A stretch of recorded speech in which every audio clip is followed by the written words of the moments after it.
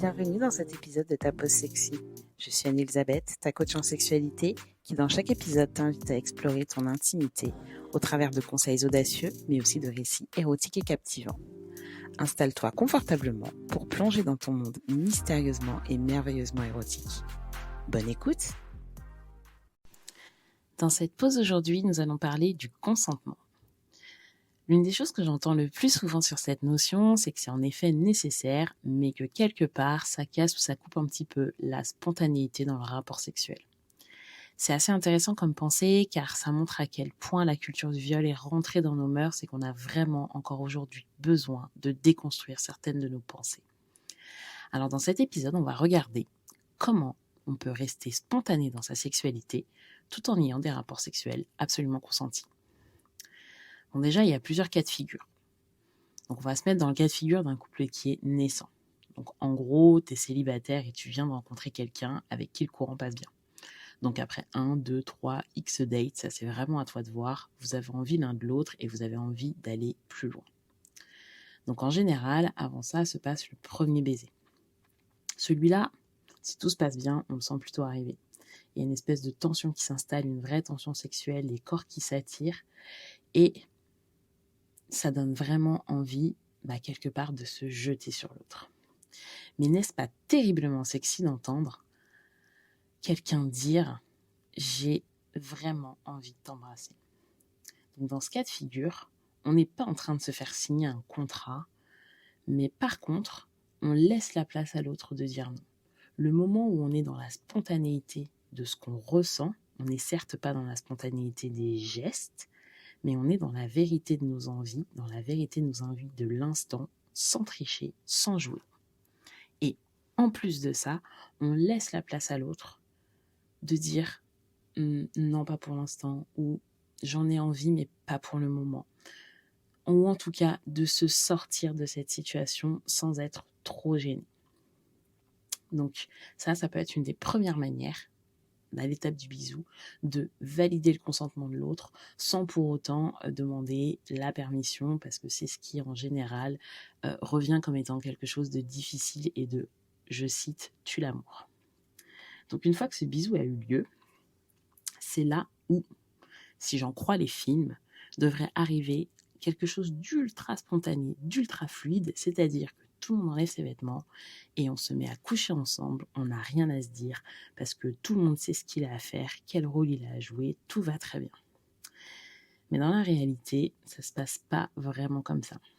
Car en fait, on est avec quelqu'un d'autre et cet autre, on ne le connaît pas. Donc comment savoir ce qu'il aime ? Comment savoir c'est quoi pour lui ou elle faire l'amour ?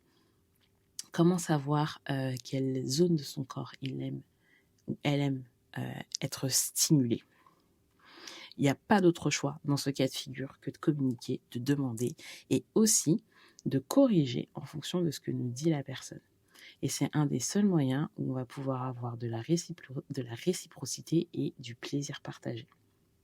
Et en fait, à partir du moment où tu te mets à l'écoute de l'autre, tu es déjà dans le consentement parce que tu ne vas pas avoir d'autre choix que de respecter les envies et les besoins. Et donc, tu vas sortir du schéma où tu rentres dans l'exécution de mécanismes qui vont être bien appris. Et ça, c'est quelque chose qu'on a déjà vu dans un précédent épisode. Et tout ça, ça t'empêche aucunement d'avoir de la fougue, d'être spontané et surtout de préserver le plaisir. Maintenant, si on prend le cas d'un couple qui est beaucoup plus établi.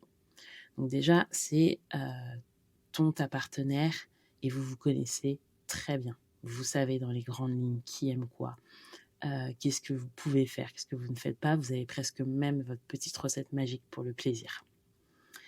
Et pourtant, malgré ce cas de figure-là, on voit quand même beaucoup de personnes qui en couple se sentent obligées. Donc déjà, petit rappel qui n'est pas de moindre importance, qui est que le sexe n'est absolument pas un dû. Même si ça fait longtemps, même si l'autre est très frustré, même s'il y a eu un beau resto, même si vous êtes mariés, peu importe les conditions, il n'y a jamais de moment où c'est un devoir de faire quoi que ce soit. Donc dans un couple installé, l'important c'est déjà de reprendre le droit de dire non. Et ça a l'air tout simple, mais c'est déjà se donner l'autorisation de dire non quand on n'en a pas envie. Et petit point aussi très important, pars du principe que si quelqu'un te dit oui, mais tu as un doute, tu sens une hésitation, quelque chose qui te semble pas être normal, quand il y a un doute, il n'y a pas de doute. S'il y a un doute, c'est que c'est non.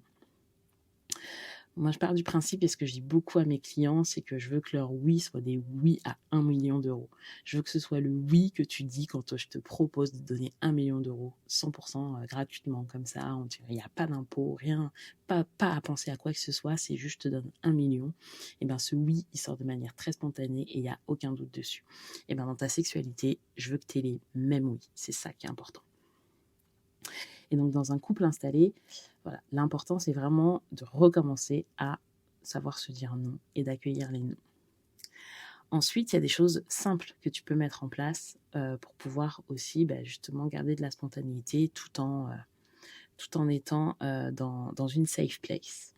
Donc déjà, ça peut être que tu peux développer des phrases, des mots, un espèce de code secret à deux pour se signaler ton envie quand tu es en présence de monde. Donc, en gros, tu es dans une soirée et là, tu as envie de faire comprendre à ta partenaire que ce soir, tu as envie. Et voilà, vous avez ce petit mot de code. Ce qui est bien avec ça, c'est que ça permet à l'autre, déjà, de connaître tes intentions avant même de rentrer à la maison.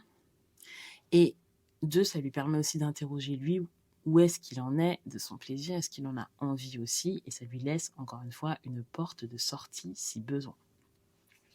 La deuxième chose, ça va être une pratique qui est un peu piquée de nos amis qui pratiquent le BDSM, c'est d'avoir des safe words, des safe gestes pour arrêter un rapport sexuel qui a déjà commencé. Donc ça aussi, c'est très facile à mettre en place et avoir un petit mot-clé qui permet en fait de garder la zone de confiance, la zone de consentement, garder tout le monde safe pendant le rapport. Et enfin, une autre chose qui peut être faite, c'est tout simplement, et ça aussi on l'a déjà vu dans un précédent épisode, c'est de travailler en amont sur se définir ensemble ce qu'est le rapport sexuel. Quand est-ce qu'il commence, quand est-ce qu'il finit, et quand est-ce qu'on a eu un rapport sexuel. Et je vous dis ça encore une fois parce que dans le couple hétérosexuel, il y a beaucoup qui tournent autour de la pénétration. Et donc, c'est aussi savoir retravailler là-dessus en amont pour que la pénétration ne soit pas une condition sine qua non à avoir un rapport sexuel et donc qu'il n'y ait pas une forme de pression autour de cette pratique en particulier. Et enfin, pour finir, je dirais que dans tout type de relation, si tu as envie d'apporter de nouvelles pratiques, ça a toujours à faire en ayant d'abord parlé en amont. C'est très compliqué de se dire je vais mettre en place quelque chose de nouveau sans en parler à l'autre et quand vous êtes en plein milieu du rapport. Sans en avoir mentionné ou eu un premier feedback de quelle pourrait être la réaction de l'autre. Donc vraiment, si c'est quelque chose que tu as envie de faire, d'apporter de nouvelles pratiques, parle-en en amont. Et voilà, c'est terminé pour cet épisode. Si tu as aimé, n'hésite pas à t'abonner et à partager ce podcast à tes amis. Retrouve-moi aussi sur Instagram pour me dire ce que tu as aimé et dans ma newsletter pour plus de conseils. À la semaine prochaine!